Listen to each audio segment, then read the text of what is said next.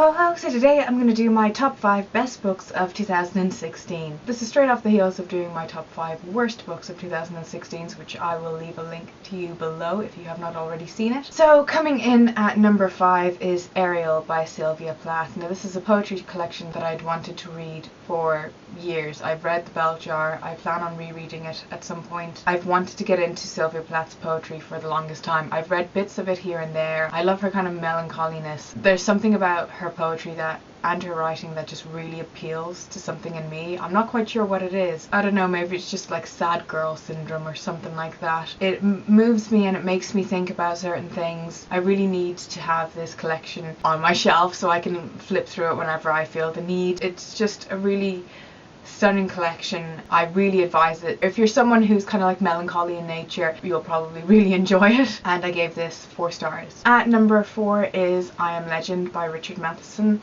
This is probably my favourite horror novel that I read this year. Something that I didn't know going into it. I didn't know much about it. I just knew that it was a book that was very highly regarded in the horror genre. It was just a really enjoyable, pleasant surprise. I went into it like with no expectations, and I came out of it really enjoying the reading experience. And though it may not be the best book ever written, I think it's important to value your overall reading experience versus like not just the quality of the writing or the story, but just how a book makes you feel and how it sits with you after a while.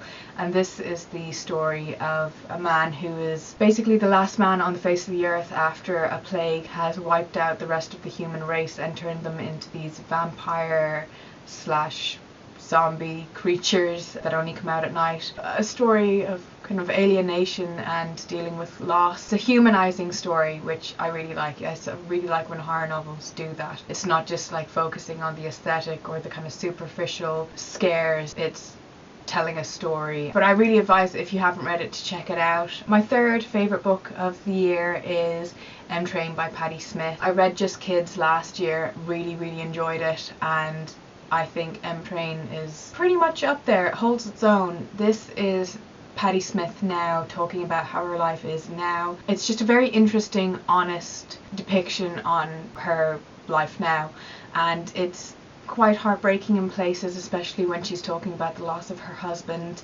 and how that affected her. She writes about it so beautifully, and there's something about Patti Smith's writing that just, when I was reading it, I find it really comforting, and I find it's just like wrapping myself in a blanket of her words. There's something, it's like coming home after like a really shit day and just kind of sinking down into a bath. She's one of those authors for me that could write about anything and I'll still read it and I'll still take something out of it. If you are into Patti Smith, if you have read Just Kids but have been putting this off because you think, oh, it might not be as good as Just Kids, it is just as good. And it was just a nice insight into her life. I can't wait until she writes her next book. Like, seriously. I literally cannot get enough of Patti Smith. She's my queen. I absolutely adore her. And I gave this 4 stars too. At number 2 is The Man Who Fell to Earth by Walter Tevis.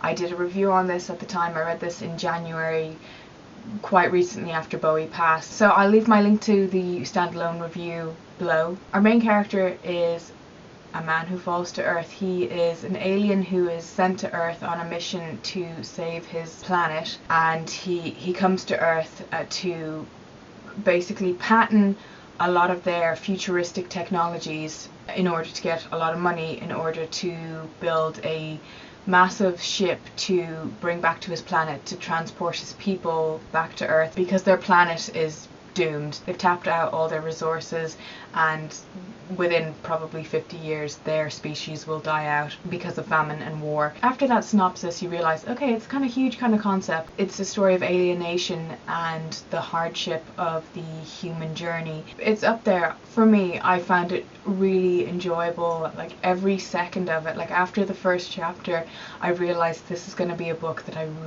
really enjoy, and it's a story that stayed with me, and I think about it from time to time, and I think that's always great when you read something and it actually stays with you.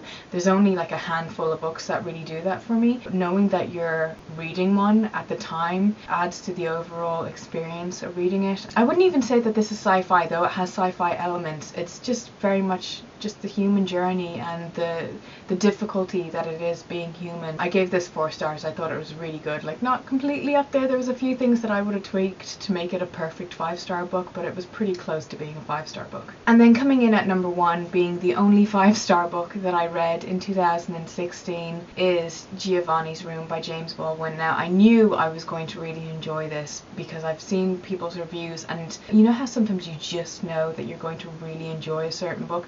This was one of those times. It wasn't a letdown. It was absolutely what I wanted it to be and more. An LGBT love story, a really, really beautifully written. When people talk about James Baldwin's writing on YouTube and they state how beautiful it is, don't ever doubt them, because it's true. Like, I can tell you it's true. Like, it is absolutely stunning. It's the story of David, who is living in Paris, who meets Giovanni, and they start this love affair, and then David's girlfriend comes to Paris to get him, to take him back to the US to get married and have like the American dream sort of lifestyle. You realise, okay, so David's closeted and he's got these certain hang-ups, and David himself is harbouring like homophobic feelings toward himself, and I thought that was probably one of the most interesting things. There was a really good quote from this that I'm just gonna like put it in the video because I won't be able to remember. It was basically Giovanni clocking David on his inwardly directed homophobia, and I just think that concept in itself is